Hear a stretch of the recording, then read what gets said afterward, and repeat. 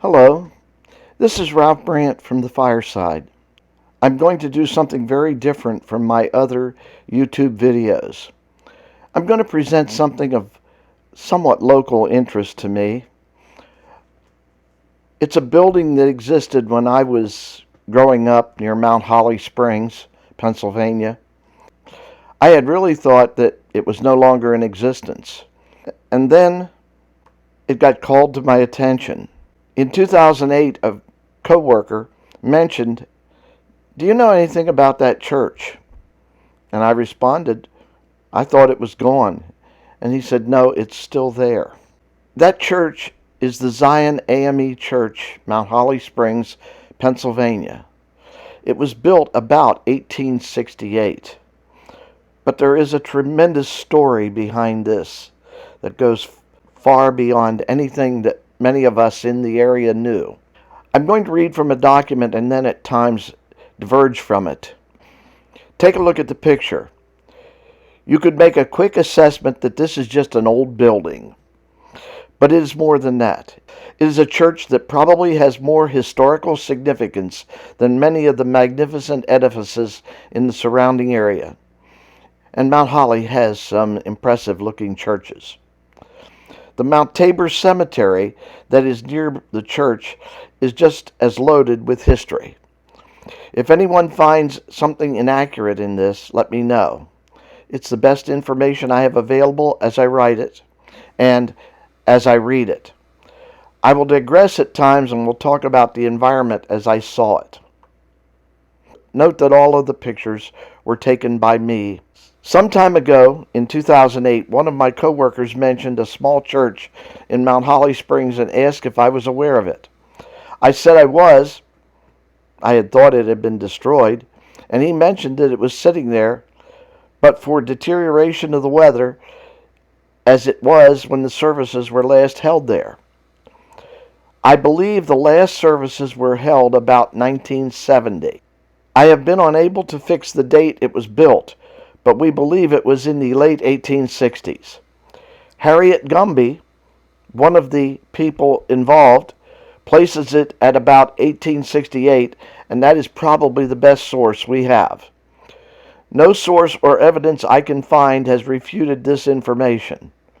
She is one of the few people living who know portions of this building's history.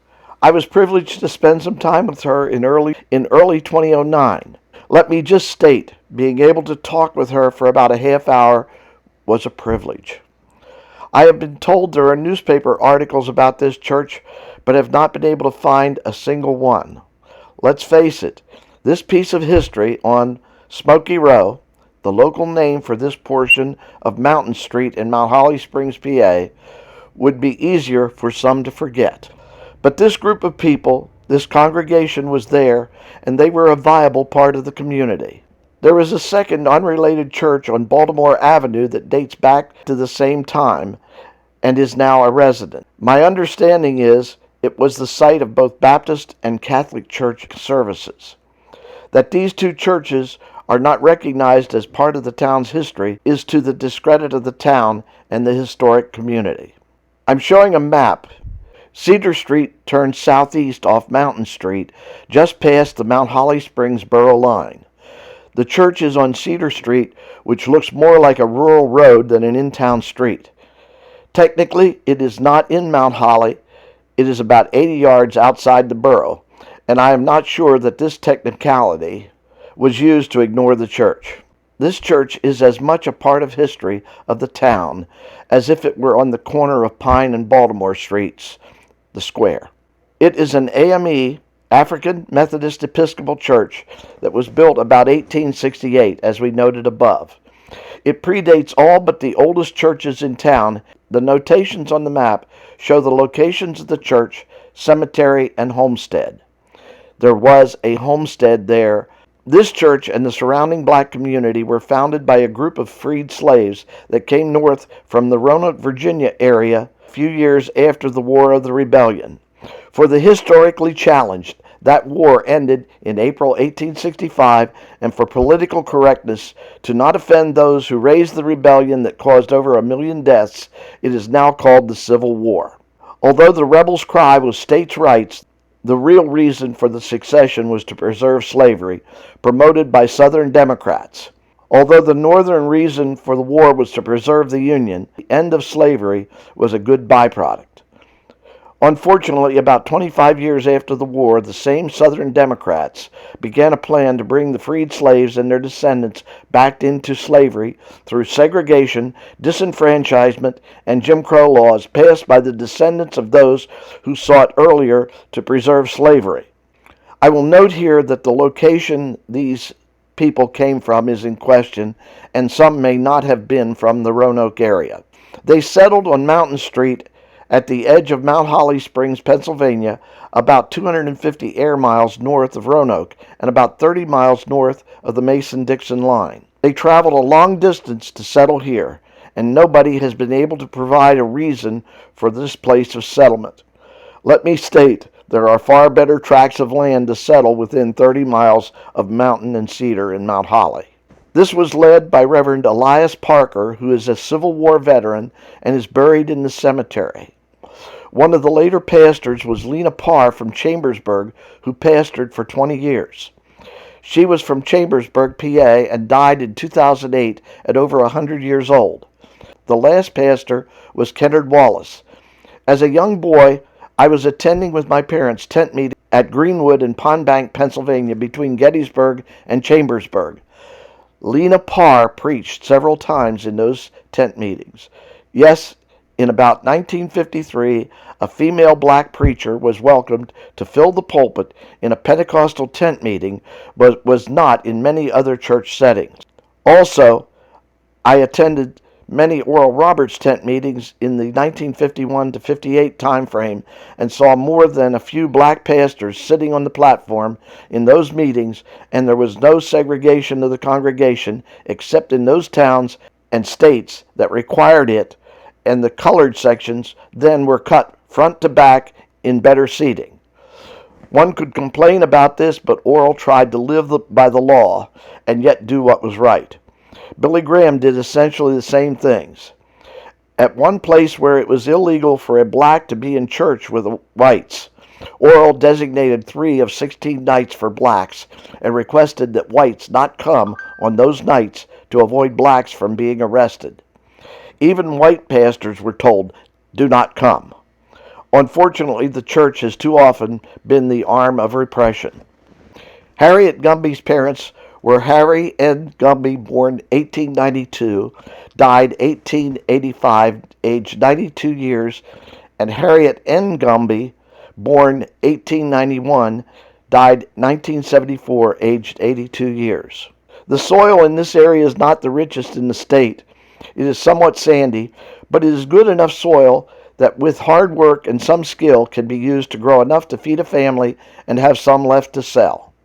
My family cleared land and did both regular farming and truck farming in the area, admittedly in an area with a slightly better soil. It is likely this portion of land was mountain that was cleared when they arrived. It is a rocky and not intensely valuable area, which may be why they were able to settle here, but once the rocks were pulled out, it was acceptable farmland. Our land had the same issue. Sometime in the 1940s, the families started moving to the larger towns and cities, Carlisle and Harrisburg, for example. Few of the descendants are left here. I have tried to find some of them with little success. The front of the church shows only entrance and the service board. Small trees have grown up, and when there are leaves on them, it is difficult to even see the church. The window in the upper portion of the front raises a question if there is an upstairs, and if there is, was there an access? If there is a stairway, it is in the back. I'll discuss this later. This shows the lower level of the church better. I am sure the construction was not the greatest, but remember, they had few resources and did a lot with what they had.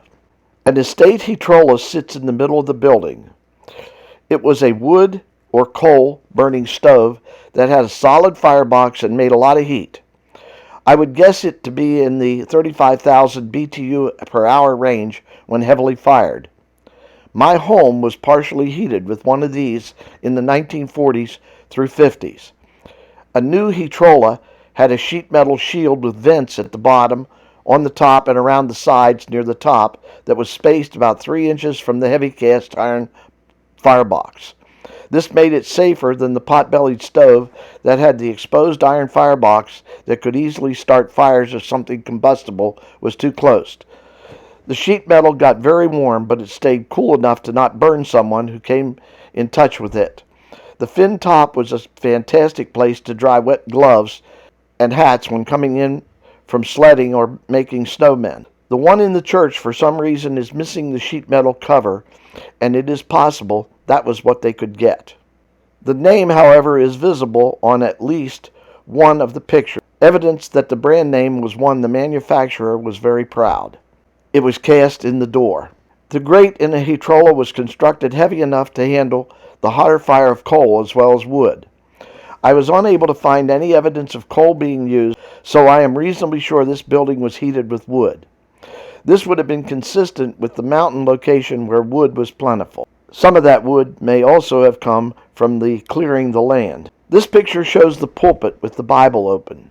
Many black pastors did not have seminary education. This was also true of many white Pentecostal preachers of the time.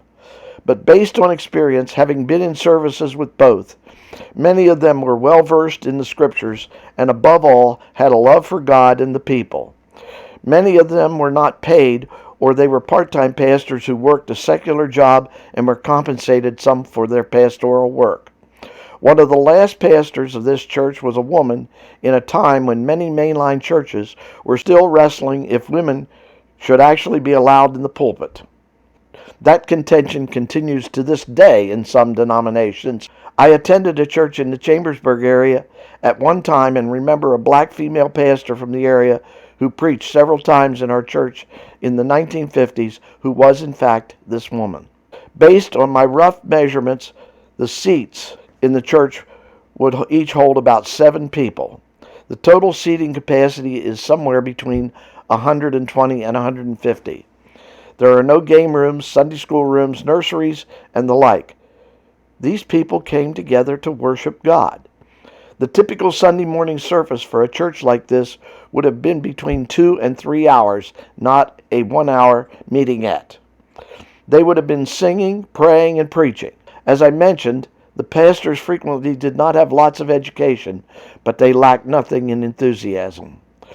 The church under most of them was a vibrant and vital part of the community. Somehow this concept escapes many pastors today. I can point you to a name you will know, Martin Luther King Jr. One thing I have always seen in black churches is ornate chairs for the leaders.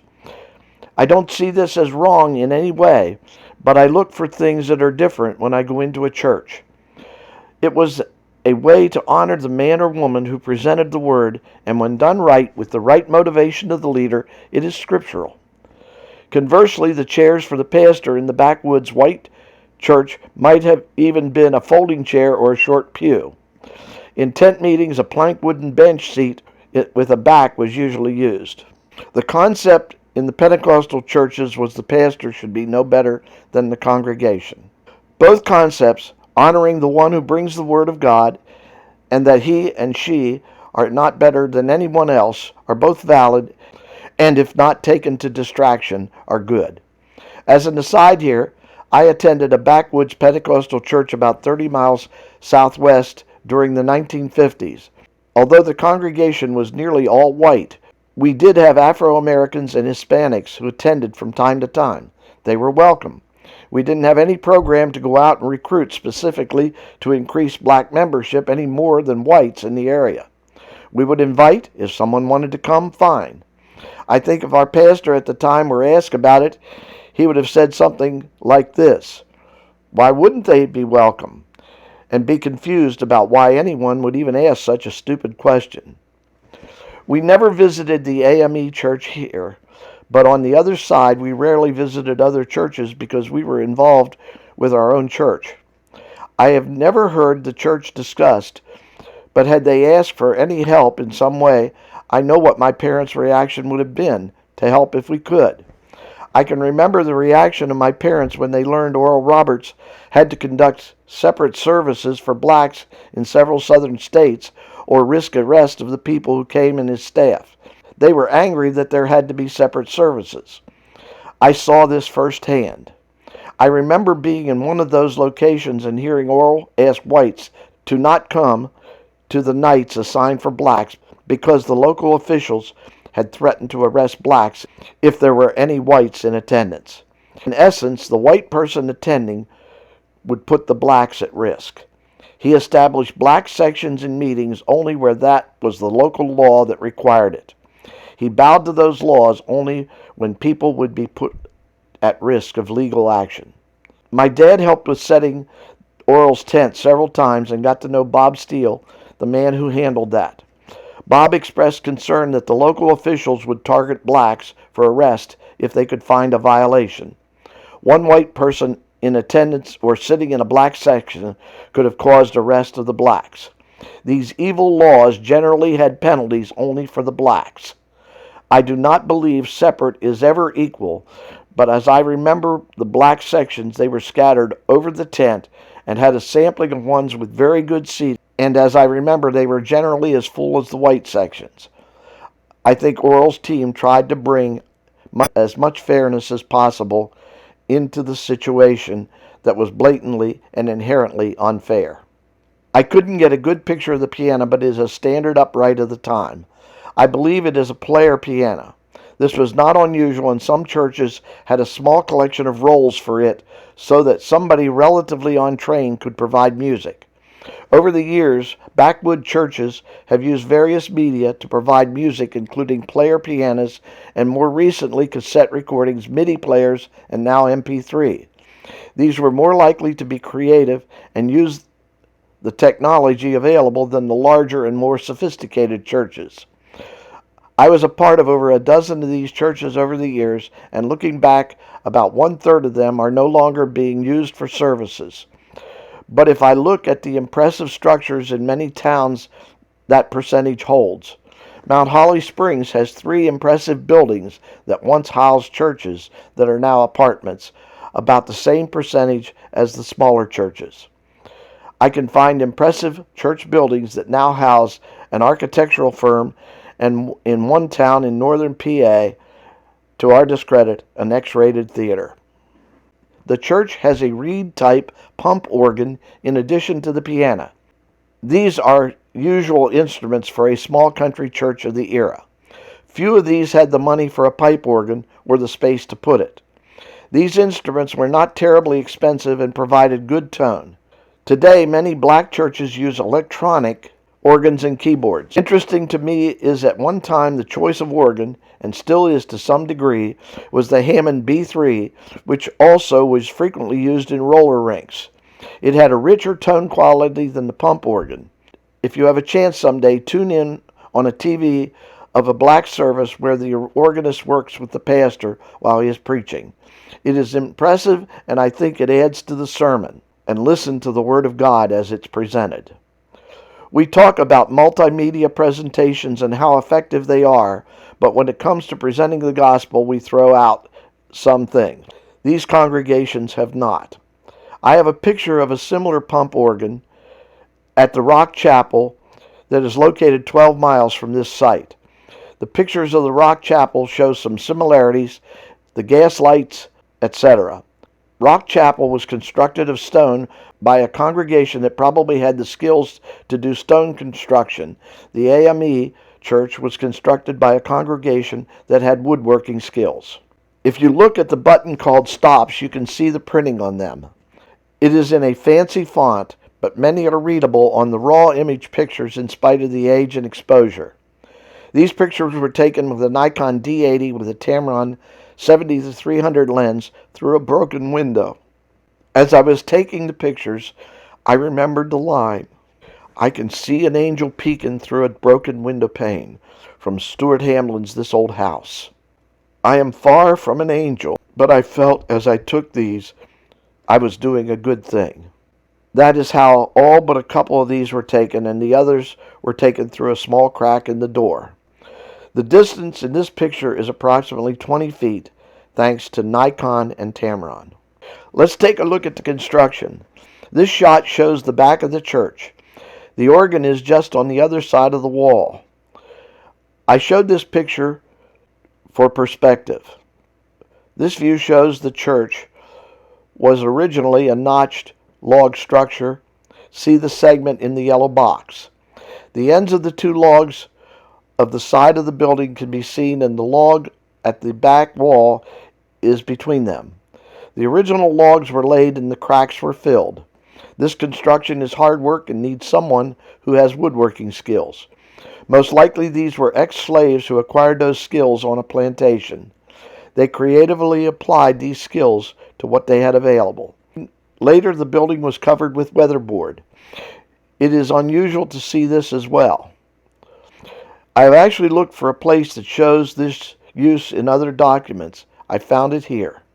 The upper edge of the wood siding was planed with a curved bevel on the outside. The bottom of the siding was notched on the back to allow the bottom of it to fit over the bevel of the lower piece.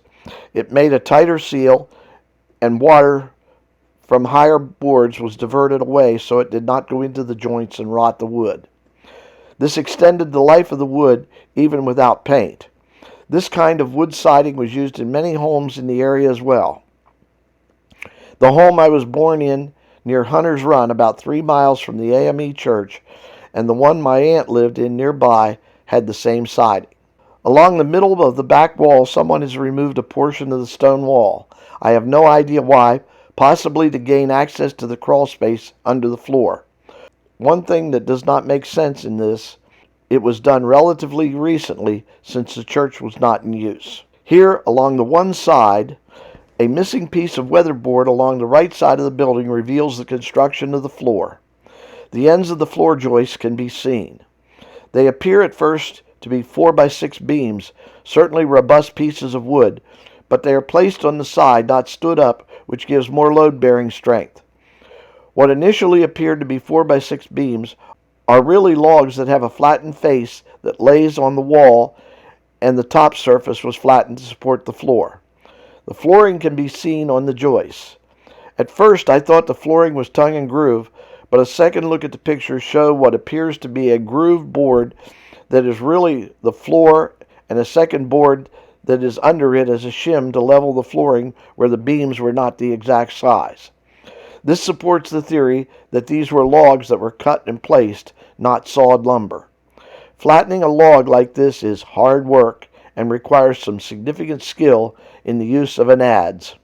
This is a picture of the whole right side. It shows the windows in the siding, and we get a perspective for something we see on a later picture. Look at the distance between the closest corner and the window, which is about 4 feet. Remember that number. The roofing is corrugated iron sheeting, a very durable construction, and relatively easy to build. The iron sheeting goes on directly over the support framework.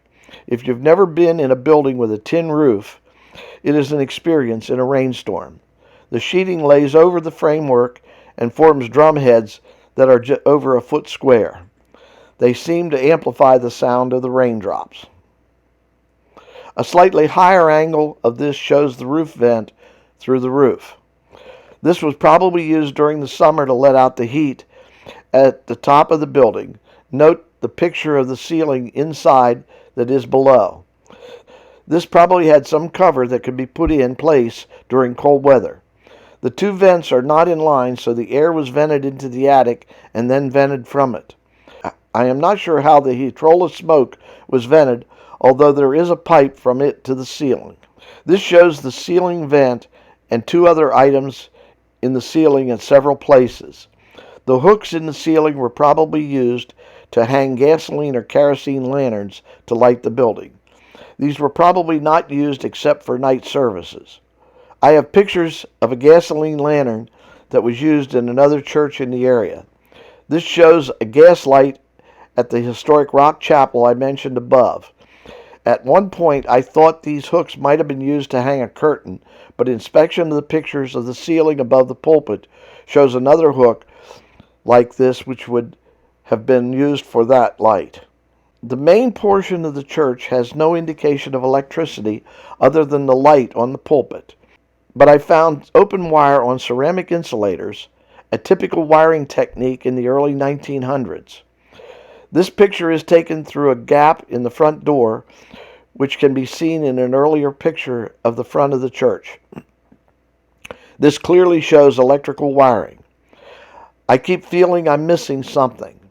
I could not find an electric meter anywhere on the church or an indication of a power line that was cut off from a pole nearby. This trace could have been erased by the power company replacing the pole. The power company would have removed the meter upon disconnect, but the mounting box is supplied by the customer and would not have been removed. I would like to explore this further with Harriet Gumby and take a second look if that were possible. I never entered the church. It is not locked, but the front door is jammed, and I did not have any tools to work the door open.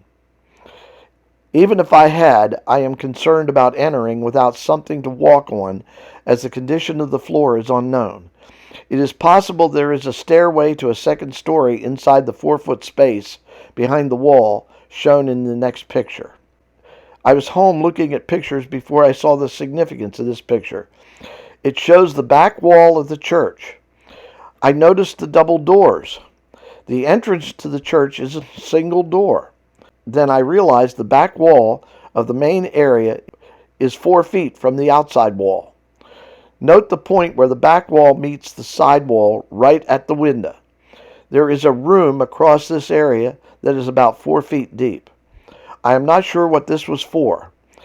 It is obviously something that was done long after the church was built. Note the difference in the paneling that was used for the back and the sides. This intrigues me so much that I will be going back as soon as the weather permits for several reasons. First, I want exact measurements of the building. Second, I want to take a bottle of Windex and a roll of paper towels and be there in the morning about the time services were held to get a set of pictures that match the lighting of the service. The electrical wiring shown in the previous picture is installed inside that walled-in area. If you look carefully, you will note that the pews are of two different styles, one with a curved end, lower right, and the other with a square end, middle left. This is an indication that the pews were probably bought used. It was not unusual for small country churches to acquire pews from other churches who were upgrading. The church we attended in the 1950s bought pews from another church, and they have been in use there since. I guess they were really not worn out. I can't find a really good shot of the ones with the square ends, but in the shots I have, they appear to be handmade. It is entirely possible that originally the church operated with a few pews, and the remainder of the congregation used chairs. These small country churches operated much the same whether they were white or black congregation. Note the pulpit with the Bible open and the light which is askew. The light raises questions with me on whether there was electricity in the building. It would have been cheaper to use a car battery for a light. 6-volt bulbs existed that could have been screwed into the socket. We actually used one of those for lighting a tent service until we got the electrical service connected. It could have been what was done here, and the wiring mentioned before would have supported that. Mount Holly Springs was backwoods in the 1950s when I was growing up. Blacks were rare in the area, but for some reason, possibly the length of time in history, this group was far more accepted than the ones that settled later in Carlisle. I know there were acts of discrimination, but as far as I know, they were not acts of violence or even threats. I know that some jobs were not open to them, but most were. That this church has sat for over 30 years with minimal, if any, vandalism is something of a tribute to the community and to the blacks who lived there. The couple of broken windows are not indicative of vandalism, but of nature. Some of the pews were obviously moved, but they appear to possibly have been done by local kids to have a place to meet. The floors were not strewn with trash. I only saw 2 soda cans, a tribute to the kids. I bumped into a man who lives near the church when I was taking pictures. He could easily be qualified as a redneck, but there were two things that came through. He wanted to know what I was doing at the church and why. He was uncomfortable with me being there. In fact, he made me uncomfortable. As I listened to and answered the questions, I realized he was interested in only one thing. I was going to damage something. He wanted to be sure I wasn't going to do anything wrong. That satisfied, he told me that if I wanted more information, he didn't know a lot about the church. But if I'd check with the nice black lady in the yellow house, that's a direct quote, she could tell me about it. The way he stated it was clear. He cared some about the black lady in the yellow house and anything that was hers or connected to her. I guess he considered the church part of his community and wanted to see it was not disturbed. The children of the 1950s attended the elementary school in Mount Holly and the high school in Carlisle. Although the church is not in the borough, the people who attended there lived inside the municipal lines. See the Google view above. Had they not lived in the borough, they would have been in South Middleton Township and gone to Boiling Springs, where I went to school. The line's only a few hundred yards down the road. Several times when roads were blocked, either Baltimore Street or the Boiling Springs Road, our bus actually took Pine and Mountain Streets to get past the blockage. A Boiling Springs bus picked up children less than a mile from the church. Several years ago, the home was torn down and replaced by a modular, that is, the yellow house I was directed to. Harriet showed me the painting that was made of the old home. When I saw it, I remembered it from back when I passed. One day at Bill's restaurant in Mount Holly, by the way, that has actually been closed, I was actually given access to take pictures of a 1950s yearbook from Carlisle. Several of the pictures show the Afro-American girls as members of clubs. The church has Mount Tabor Cemetery nearby. It is really southwest of the church and on the other side of Cedar Street from the church. I show it on the map at the beginning of the document. I believe there are far more people buried there than are represented by headstones. There is an enclosed area, but there are many graves outside it. I have no idea of the significance of it. I'm going to leave a little bit of dead spot here and show some pictures. There are several buried here that have military markers on the grave. All of them seem to be from World War I or maybe the Spanish-American War.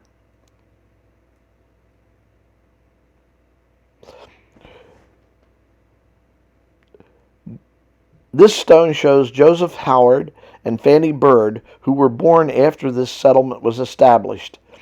Thanks to the kindness of Rosalind G. Bachman, I have a book, Elias and Lucinda Parker, The Case for a Civil War Pension. It has some information that is awesome. She has researched and listed the 67 people who are on the Cumberland County, PA rolls. Here are some more showing Harriet, Henry, and George Henry Gumby. To steal a line from another YouTube presenter who I respect highly, this is history that needs to be remembered. I will give credit to the history guy, and if you have an opportunity, roll over and look at some of his videos. They are awesome representations. I even am a little humbled to use his line, but it seems like the only one appropriate. This is Ralph Brandt from The Fireside.